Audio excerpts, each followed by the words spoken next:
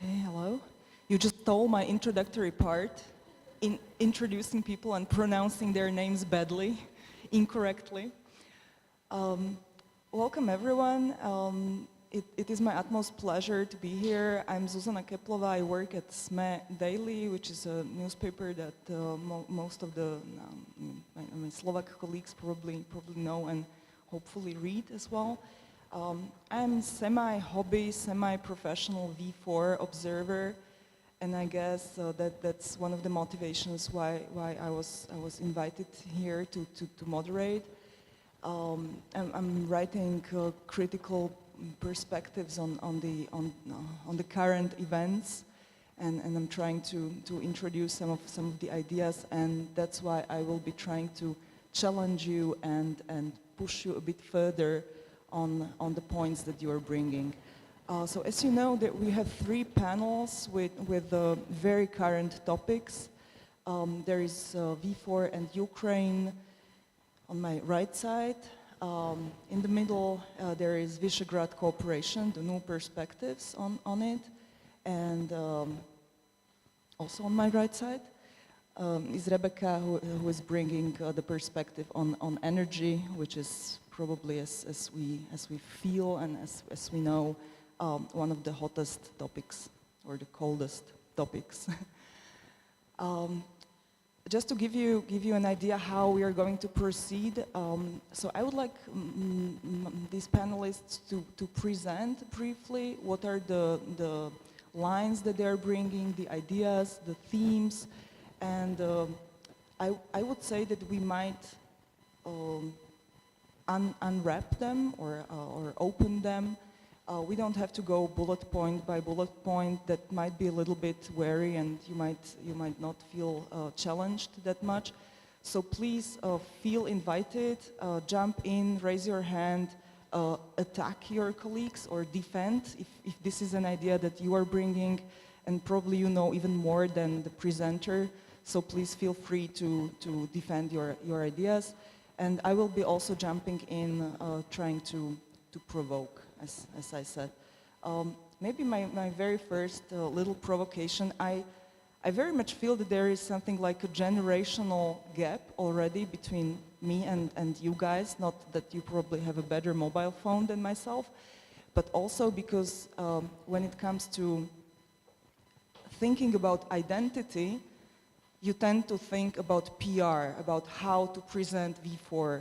This was, I was spying on the group on cooperation, and I was trying to eardrop a little bit. And what I heard, and I was quite surprised, that you guys were very worried whether V4 is presented in a visible manner in the online world. So you were asking basically, like, is there an Instagram account? Is there a functioning site where I can find all the informations on one place? So is it tangible? Is it easy for me to grab the information that I need? And for me, the question would be like, where's the substance? Is there such a thing as V4 identity? Do we come together as citizens of V4, or are we rather representatives of our nation states? Also, what I lacked was the question of intersectionality. We didn't hear much about Schengen, even if we spoke about borders. We didn't hear about the EU that much, which was kind of surprising for me, because one of the points was that V4 maybe should not be a replacement for EU, or should it? Maybe it should. I know that Mr. Orban would be very enthusiastic about the idea that we might gradually replace the EU by something like a regional cooperation, which would be led by completely different political ideas, or a system that might not be democracy 100%. My last point is that we didn't address, or at least at the panel where I was sitting, we didn't address politics that much. We spoke about the practical dimension of the cooperation, trains, buses, and I'm absolutely with you because I mean, whenever I need to travel, I tend to think about this very much. It's really a bodily experience of the V4. But at the same time, yeah, I'm still asking, like, where's the politics in all this? So this is just, I mean, some of the little provocations that I'm throwing on you at the very beginning, and I'm inviting maybe Khaled to start.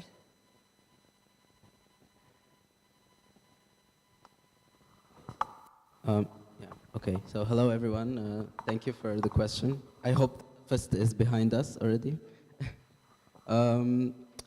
When talking about like what creates the identity of the V4, to me personally, I think that the highlight of our identity is that we share a history. We share a history of oppression. We were oppressed by totalitarian regimes, all of us, the V4 countries, and at the same time, we proved our strength together. During the 1989 Velvet Revolution. What I think that, or the value that should represent the V4 as a whole, we're not trying to create a new alliance. We're not trying to underestimate the European Union or like somehow get detached from the European Union.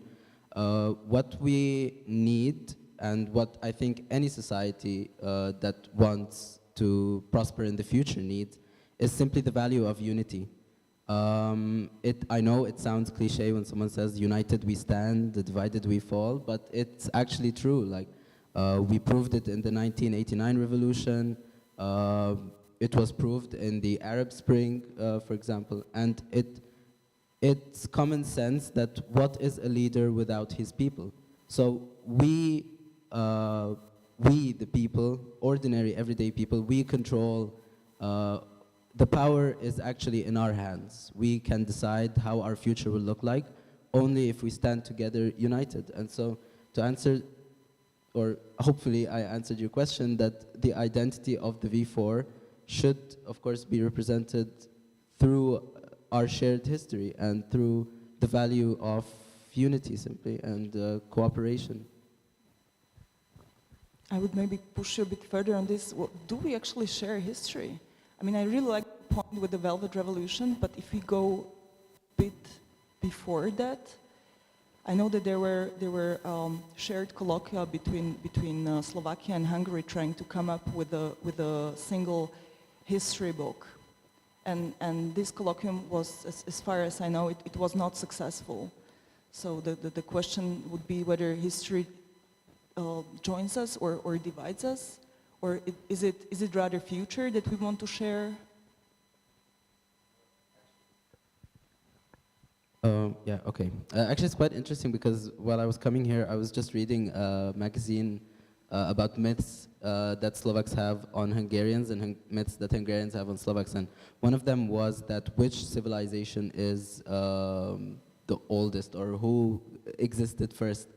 And I think that we can all agree that if we want to look so like backwards in history, we will have, it will be really complicated to prove whether we share a history or whether Hungarians came before Slovaks or Slovaks, like the old Slovaks in a sense, came before Hungarians. And so when I speak about our shared history, I think more of like modern events or the latest events that I believe that hugely shape how our societies look today and how our ideas of the future look like. Yeah, it's always safer to stick with the modern history. Do you maybe have any ideas that you would like to elaborate or share with us? Okay, so maybe as you spoke about that we really care about the publicity and also social media of the V4. So this is also one of our key takeaways, that we should create awareness that such cooperation exists. So that's maybe why we care about social media, because then people can see what is V4 actually doing, or when they are meeting and everything. Because at least to me, when there is a EU summit, everybody knows that, almost everybody who studies that knows that, but I think 1 month ago, there was V4 summit of head of the states, and it is not that publicized as EU summits, so, but it's still important for us since we are part of the V4, so that's why I think it's really important to create awareness within the V4, about the V4 and what it's doing. So you think it's a useful piece of information, and it's a part of visibility package that you were asking for in the group? Yes, yes, of course. It's crucial.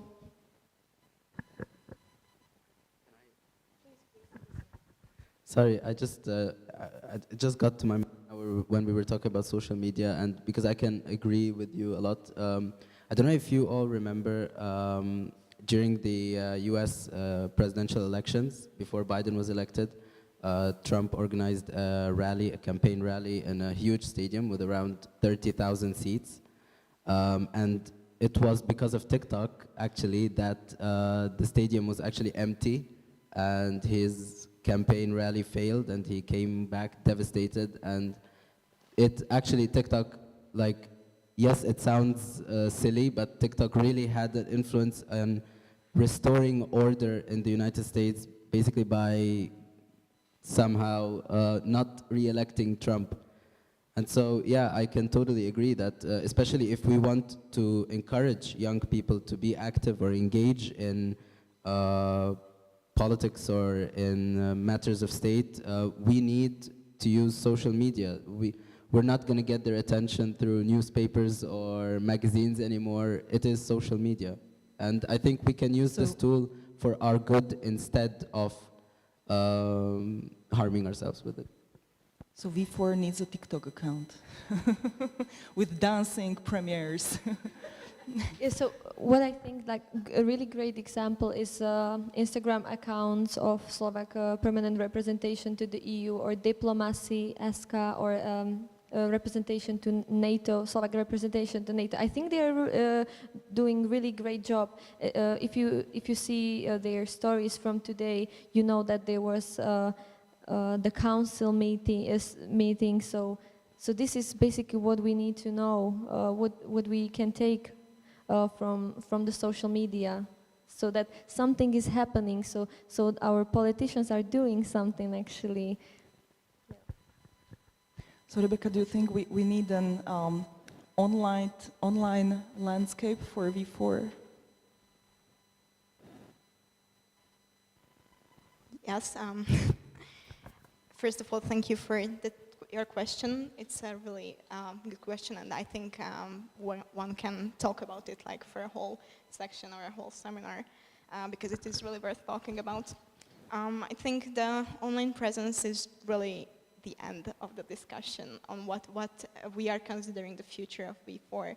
And like at the beginning of the day, there was also a panel discussion, and they were talking about the younger generation and how different their perspective is. And I've actually asked the lady afterwards what she thinks if how politics will change due to the needs of the younger generation. And she said that it definitely will, and I think so, because we have different values.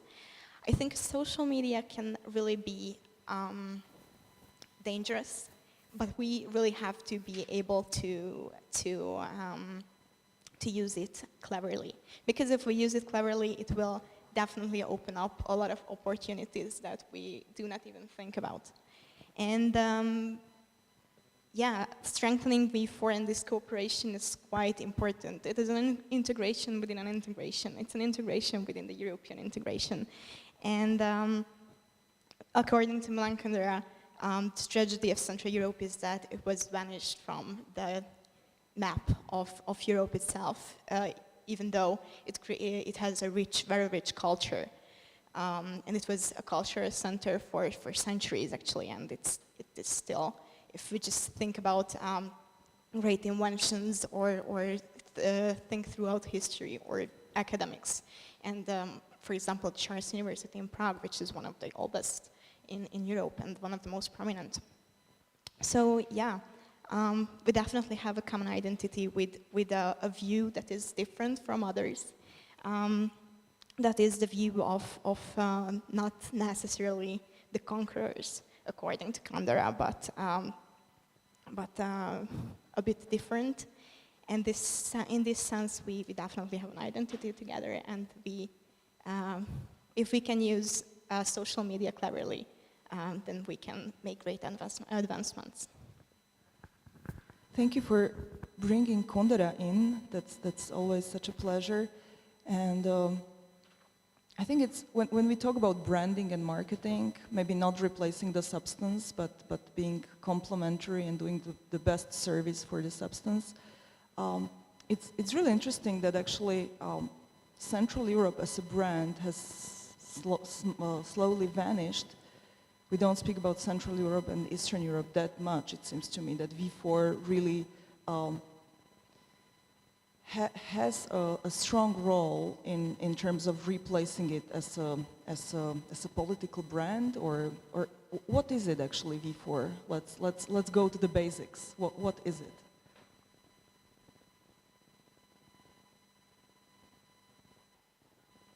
So talking about V4, I think we were all taught about the history of V4, at least in Hungary. It is something that we learn about even in elementary school, that in the 1300s, the kings came together for a cooperation, and that it was renewed in the 20th century, by the end of the 20th century, and well, it is working since then. I would say V4 is a really powerful thing, because we can, so together we're basically stronger.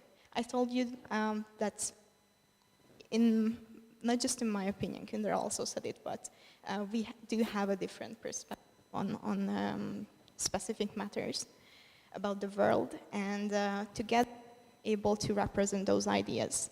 So V4 is a really powerful integration, if I say, that can further advance its opinion together.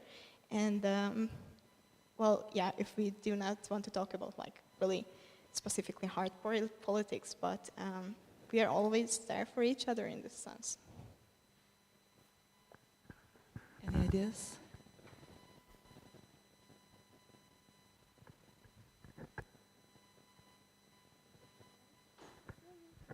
Hello.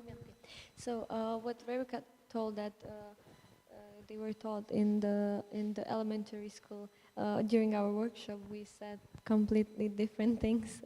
We also wanted to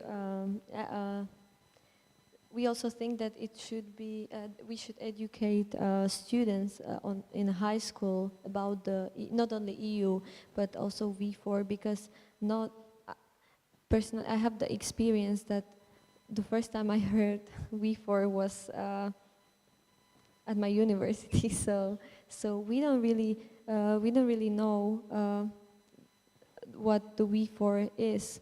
So this is, at least in Slovakia, this is my point of view, that we still have some room for improvement with regards to the education about those cooperation.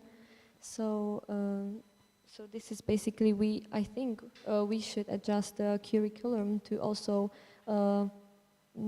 teach students about the cooperation and about organizations we are part of, not only talking about, I don't know, NATO, UN, but actually it was the first time I heard about EU or NATO at my university. So I think it's really sad, and we have to work on this in Slovakia. Okay, so personally, I do think that one of the greatest problems of the V4 cooperation is that it is not institutionalized. And I think because of the lack of institutions, it is really hard to materially grab it, and that might be one of the reasons why it is not that well educated. There is the Visegrad Fund itself that finances a lot of things, but it is definitely true that it does not really have a lot of spaces where it appears. So in this sense comes what we were talking about previously, that if it would have been promoted on social media, we would have known about it. So yeah, we need to educate our youngsters and the young in this sense to be able to use social media for example, for this, to be able to learn more about the world and where they belong.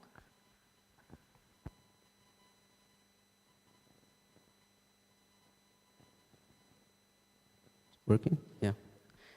Okay, so to answer your first question about what is the V4, I think that it's like known commonly that there is a kind of division in the EU, like between the West and the East. Unfortunately, like due to our recent historical events, we maybe sometimes find ourselves stuck in some parts of history, and ever since we started our journey in trying to integrate into Europe, and I think that we are up until now we have been going on the right track, and I think that we have great potential to I don't want to say that reach the level of progress in the western side of Europe, but I think that we really have a potential to have a voice in the EU and to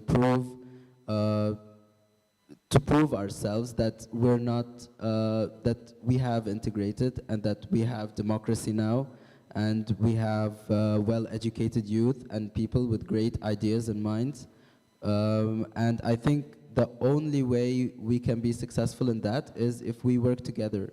It is exactly this V4, the Visegrad 4, let's call it alliance or cooperation.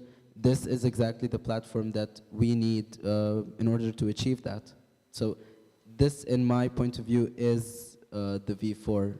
It is our platform where together, and again, I am elaborating on the value of unity, where together we can do so much more. It's always nice to be together, but besides being together, what do you think would be the mission of V4? We know that at the very beginning, when you made this like little Wikipedia historical window for us, showing that it's a reference to the meeting of the four kings, and the original idea in the 90s was the act of democratization, stepping into Europe, coming back to the West, and all these ideas that we know. But how about today? What is the mission besides being together, which is, I would say, not enough? Today we have a shared problem or a shared issue that we share all countries of V4, and it is that in the long term, or it's even happening now, that young people are leaving our countries, all V4 countries. I think we can say that. If you ask, if you do a survey, you may find that at least 80% or 70% of asked young people would tell you that they want to study abroad. They want to go to the West. They find better opportunities there. They might even tell you that the salaries are better there. And so I think that this issue, which we all share, this is what combines us now, or this is what brings us together now. And I think that the V4 together, again, should put this as a top, or one of the top priorities in its agenda.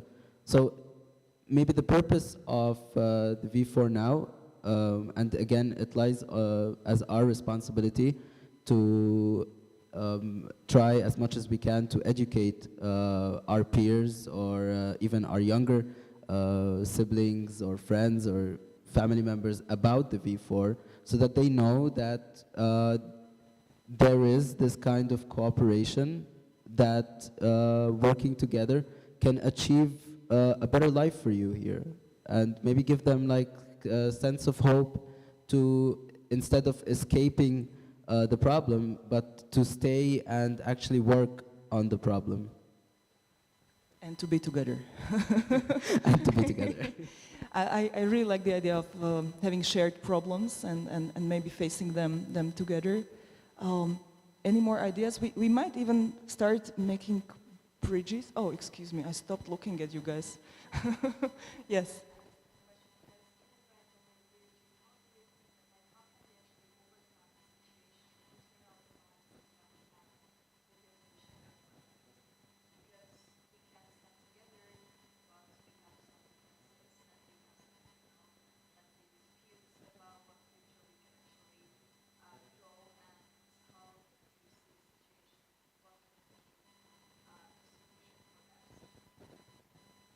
Sometimes we stay together just to fight. It seems to me. Yeah.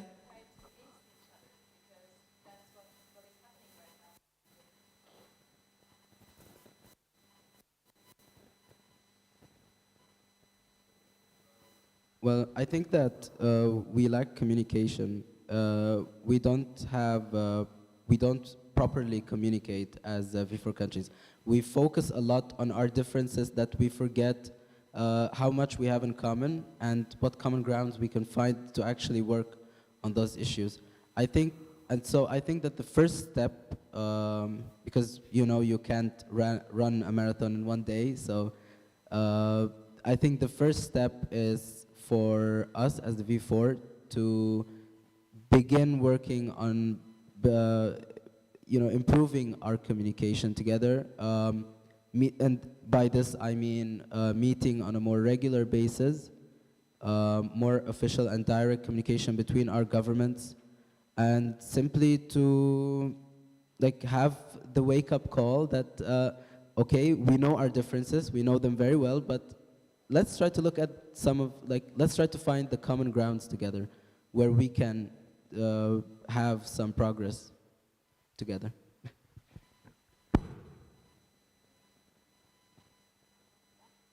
First of all, reflecting to what you said about education and the common problem, I think it is really an interesting perspective. I'm not sure if, as V4, we can tackle it. There are already existing scholarships, for example, CEPAS, where you can go to do research. And yeah, I would say it's somehow tackled already. Yeah, I would say that it's not really covered on social media for youngsters to know it. And reflecting on the question itself, which remind me, what was your question? Yeah, the internal differences, yeah.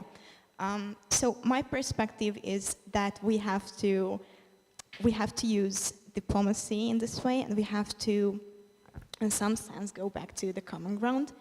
And I would like to highlight some of the main issues of the 21st century, because we can really achieve great things, for example, in the sector of research and development.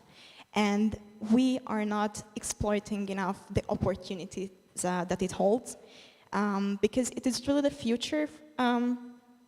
Yeah, and there are a lot of great minds in these 4 countries that if they would work together, they could achieve a lot of great things.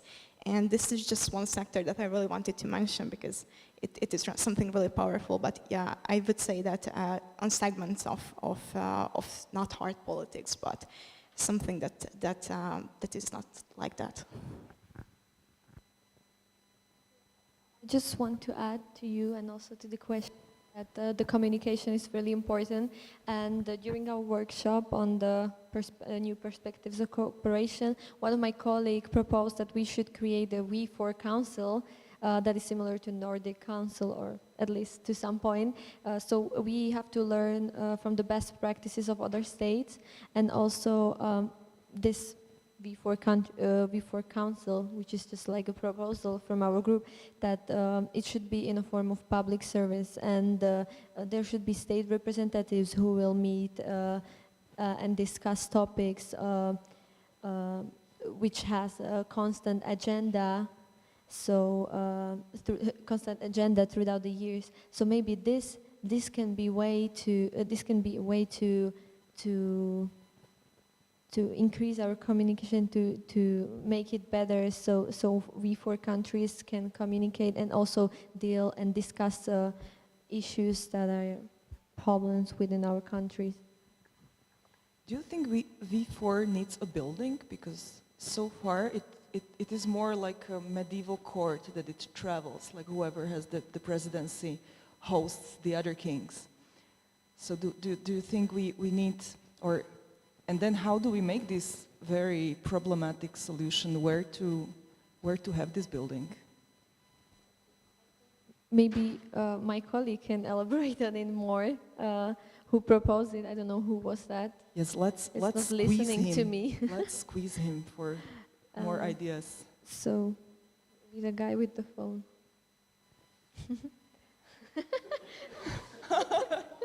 I'm sorry. I'm not sure who proposed this. The V4 Council. You proposed it? Or not? Yeah. Yeah, so maybe if you can answer the question that... No problem. The question was, when you suggested having an actual institution, did you also mean that V4 maybe needs a building? Do we need a place which is really like representative to have its own premises? Maybe if you want to elaborate whether that's a good idea or not, or we still want to keep it movable, because now it's a movable feast.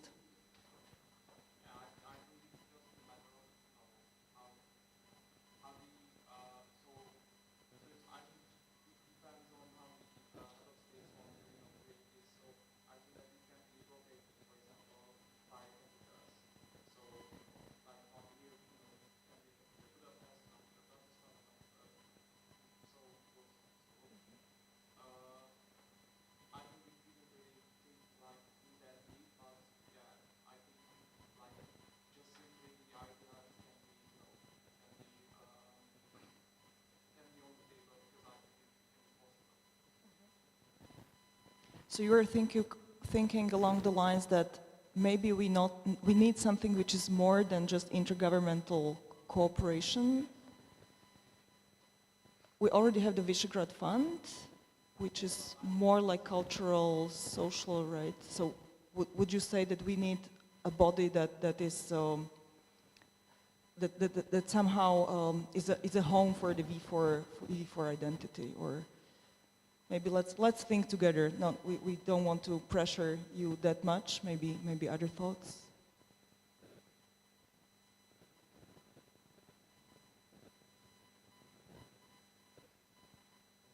Maybe we don't want to cancel. Well, I think it will be great to have one building, but if it's efficient, I don't know. But the rotation can be also good. So as my colleague said, one year in Budapest, 1 year in Bratislava, and 1 year in Prague.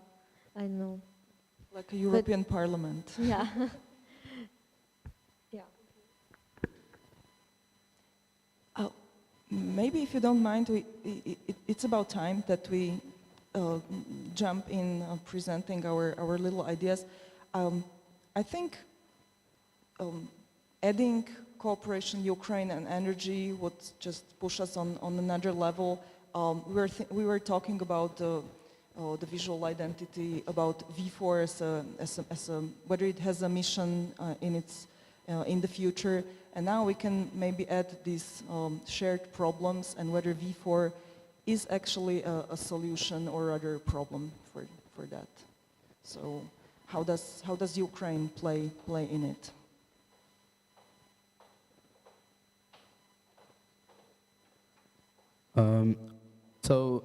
We were basically discussing the impacts the Ukrainian war had or has on the world, and specifically on us, the V4, the Visegrad group. And we managed to come up with 3 rather specific lessons that we should learn or that we should consider as a kind of wake-up call. And at first, we would hope for the V4 to strengthen its economic cooperation more.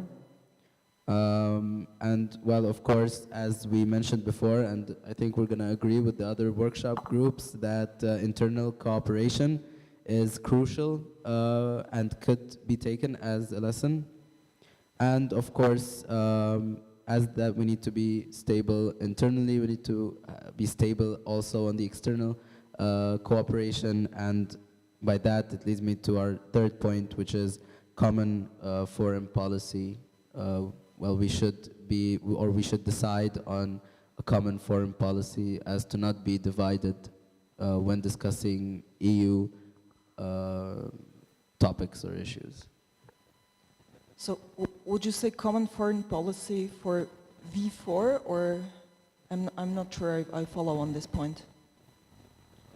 Well, as you might notice, when there's a major topic that's being discussed in the EU, essentially, our cooperation in that area is not very, is not the perfect. We are divided, we contradict each other quite often, which doesn't help us at all if we ever want the V4 group to have some sense of prosperity in the future.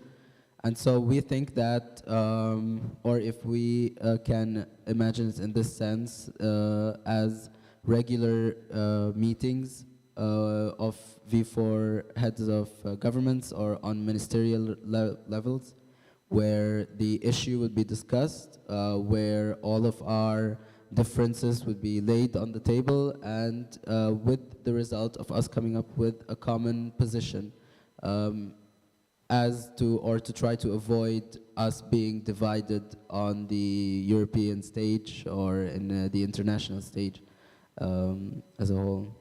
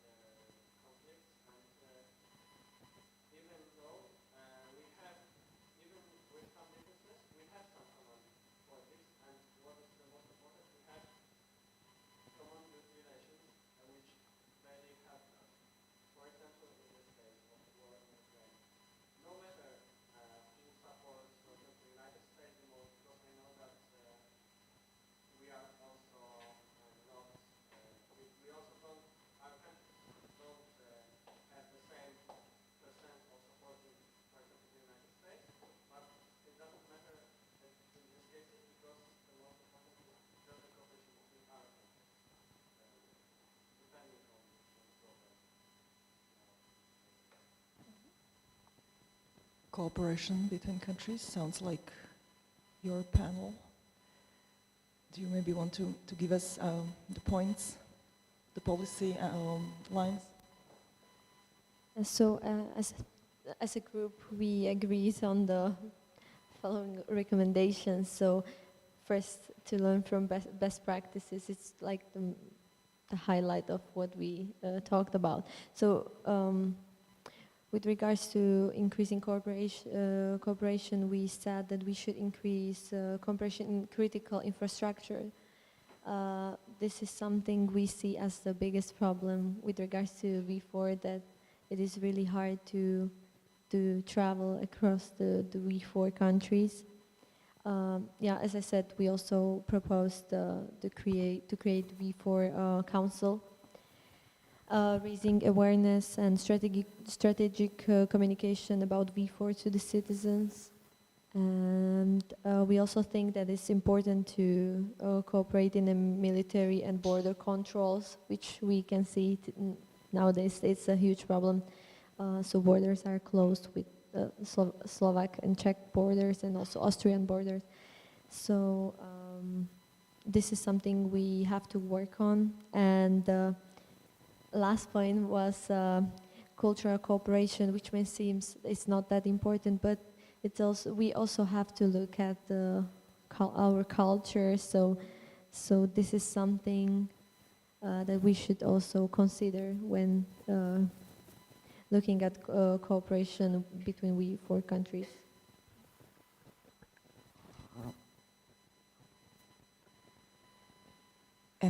Anyone wants to comment on the points that we presented? Yeah, please. So we've heard some really great ideas, but just to challenge them a bit, and it's really hard. It would be really hard to have a common foreign policy for the V4. And I think the previous question was really targeting this area, because as we can see, the Ukrainian war brought along a lot of indifferences between the countries and also among the V4 countries. Yeah, militarily it would be extremely hard, I think, to unite. And yeah, I just wanted to. It's one more.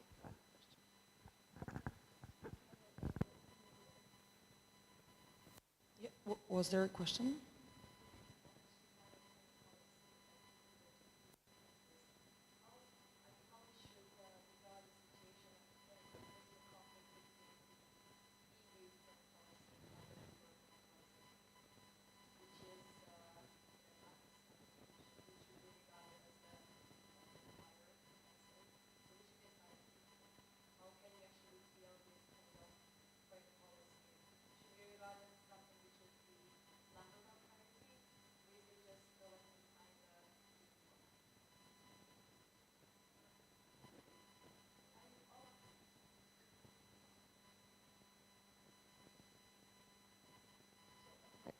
As my colleague said, I don't that we should create a common foreign policy. I don't really agree.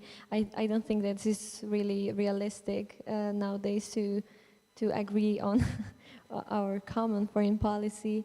So we can see it in the EU that our countries have different positions on the matters of migration and other stuff. So I don't really think it's realistic to have V4 common foreign policy. But maybe you can elaborate on it.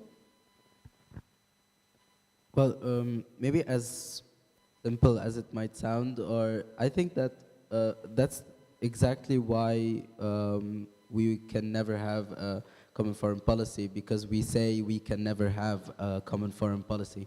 I think that this, and this exactly takes me back to when we were talking about the communication point here, that we don't communicate right, in a right way together.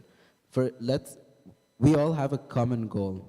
Like, we all want progress, we all want integration, we want prosperity for our countries. So let's try to focus on this point. Let's take this area as our focusing point and see where it goes from there. But I think that saying that we can't have we can't have anything in common I don't think it's the ideal starting point if we really want to strengthen our cooperation in the future.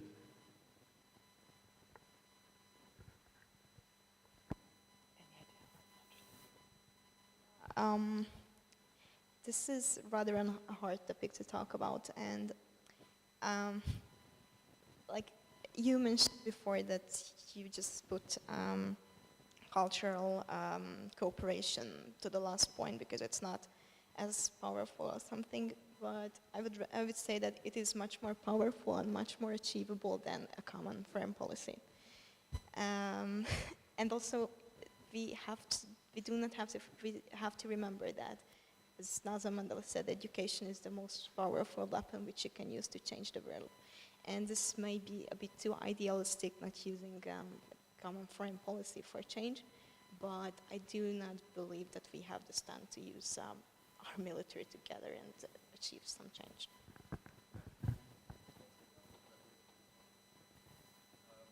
Well, actually, while we were discussing the points in our group, I don't remember who exactly raised this point, but it was like, it's a bit obvious, but you don't like get your results, or those points that we have aren't achievable even in the course of, I don't know, I can't imagine them, or I can't imagine us seeing the results, not even the course of 5 years, not even in 6 years, it will take even longer. And I agree with you, Rebecca, on the point of education. It's actually even the second point that we have, and it's included in the internal cooperation point. Our education systems in all of our countries are not maybe in the best ideal state. And by that I mean we don't focus on critical thinking. We focus on what's written in the book. You have to read what's written in the book, and you'll write a test and go home, and that's it. And then forget it, yeah. So I think that if we start to include more like critical thinking subjects, or to start, let's say, awakening the skill of critical thinking in students from a young age, if we begin with improving our education together, I think that, let it be 5, 10 years in front, 20 years even, but I think that we can reach this point of actually having or finding our common grounds and having common positions if we improve education. Because and actually we have another point here which proposes a joint history commission, which was already established before, and as we said earlier, it didn't work very much, but which is a pity, because in our history curriculums, like, let's take for instance, I can still remember this magazine, so I'll just talk about it.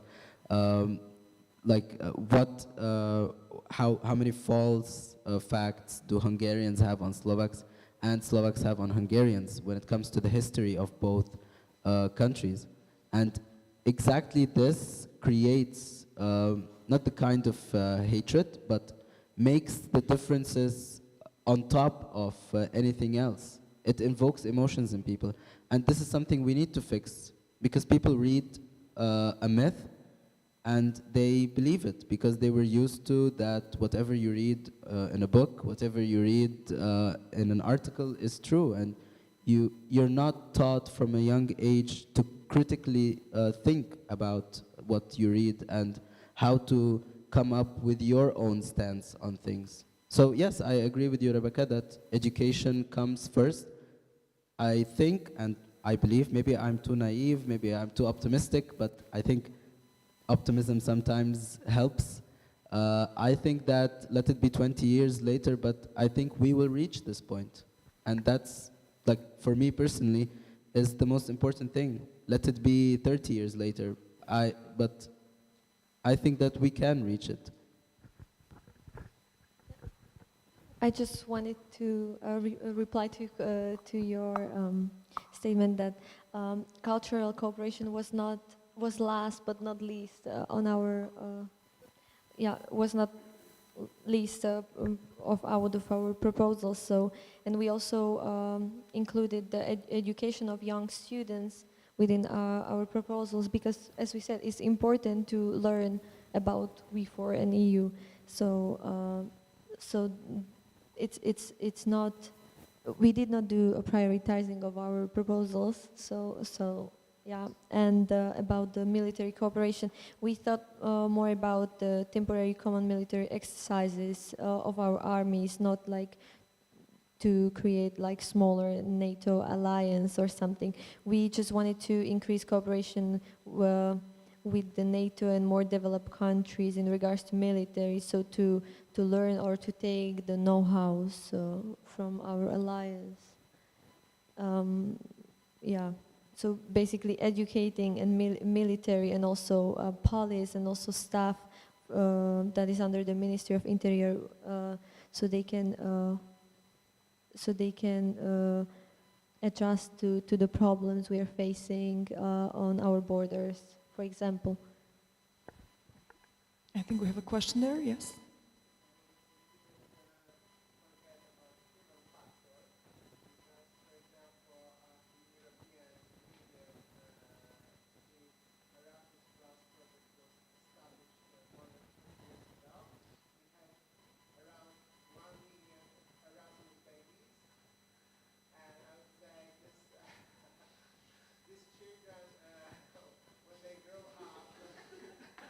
No, stop laughing. It's my niece is an Erasmus baby. They exist.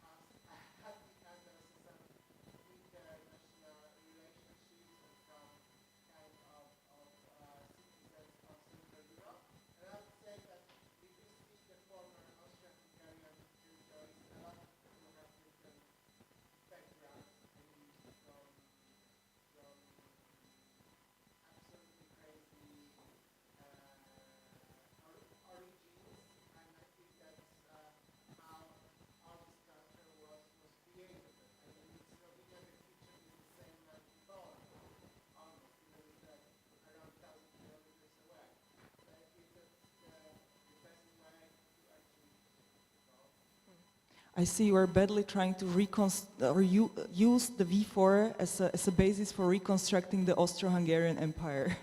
I can see your point. We have royalists among us. Yeah, but actually, if I may, I'll just elaborate on what Paolo just said. Actually, I agree. We, in the group, we also discussed pupils exchange and working together on some, let's call it joint curricula in the partner's language. So which means that we would try to encourage young people to learn languages of the countries of the V4 in hopes it even improves our communication between all our countries even more and even better. So yeah, thank you for reminding me of this idea and for sharing it as well. There was another hand, yeah?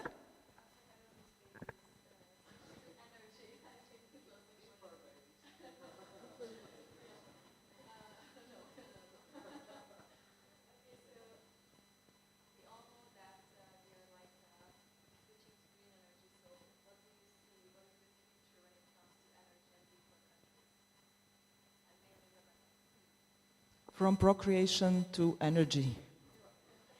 So my group had a discussion about energy and green transition, and from this place I would like to thank for the workshop and for your remarkable because they were really valuable, and I think we've all learned a lot.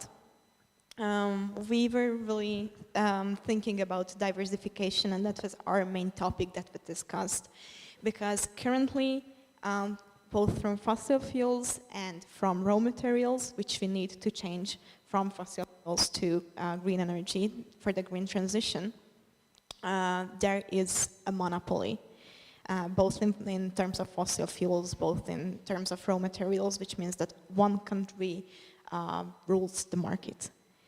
And we were discussing our possibilities on how to go further in this area. How can we create more cooperations? Due to the lack of institutionalization in V4, which we have also covered during this lecture and during this discussion, we also came up with a kind of a body, a forum where it could be discussed how we could educate our population more, how we could use our resources more, because there are resources in the V4 that are not used to be the most efficient, and to be able to create more cooperations, and this way break the monopoly that exists currently. Energy security and energy question is really a topical issue nowadays, and we can see from the example of the Ukrainian war that it can really cause a lot of problems, and climate change just adds to it. So yeah, it is a really important topic to talk about, and if you have any thoughts, I would be glad to hear them.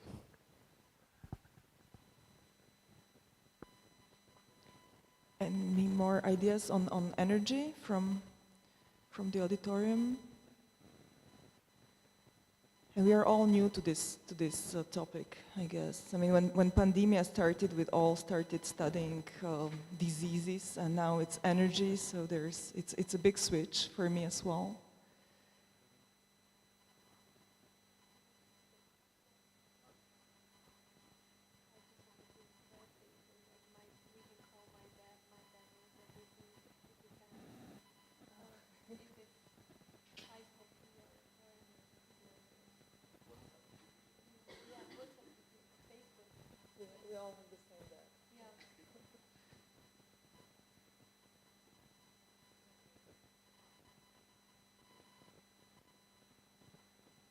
So, who was in the group? Oh, okay. So there's a volunteer.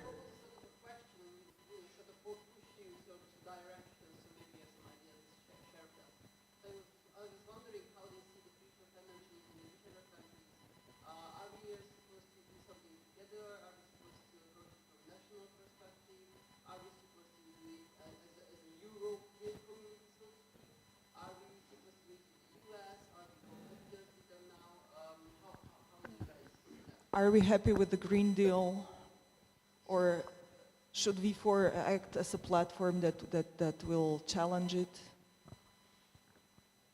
This is really a good question, because it is really hard also to cooperate in this field, I would say, and it is the easiest to go from national grounds.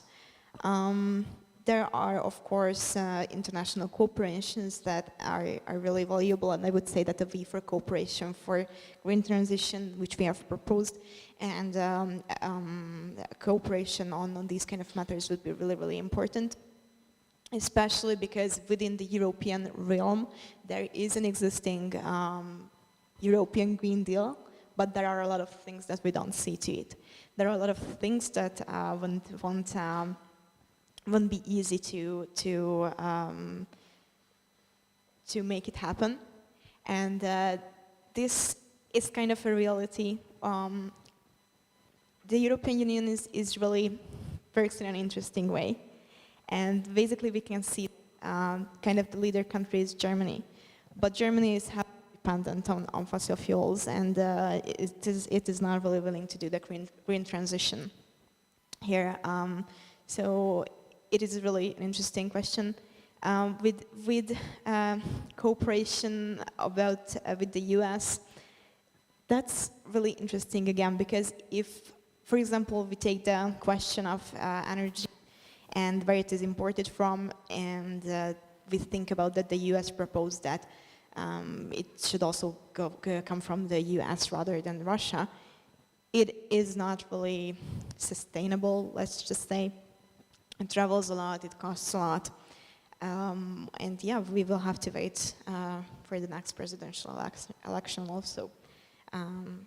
So it's a rather interesting question, I would say.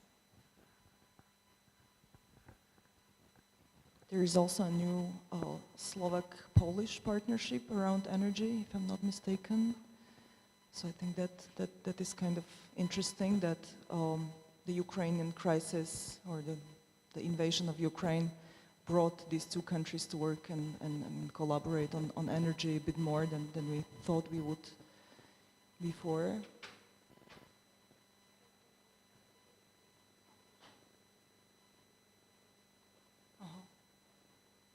Maybe there are also emerging countries around the topic of energy. I would just quickly name Norway and maybe Azerbaijan as these two countries which also represent sort of extremities in terms of system or political values. So that's also very challenging for the EU and V4, that we might be pushed to cooperate with countries that we did not expect we would. Yes, please, your question.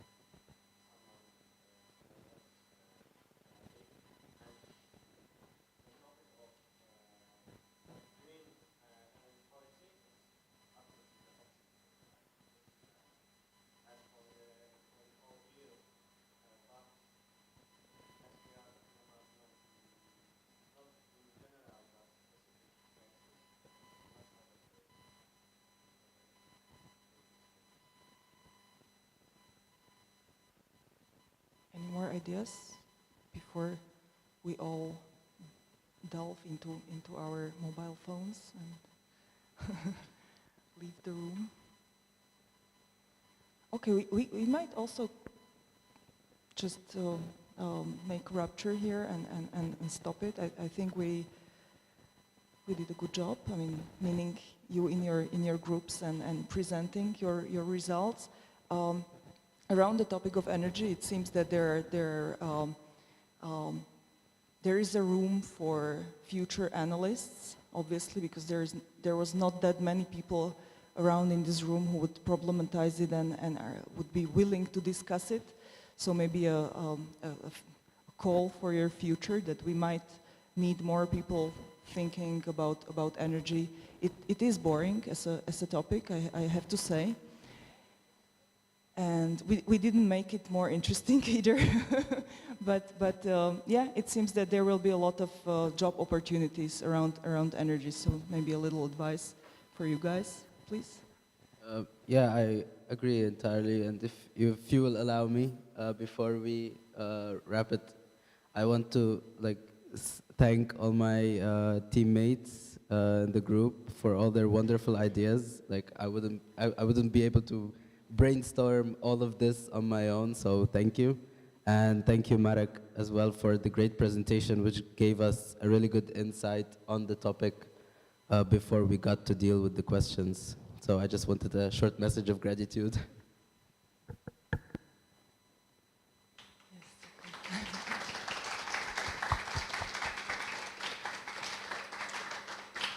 And just let me at the end recycle my old joke that we need a V4 Eurovision, definitely. So that's what I wish from my side.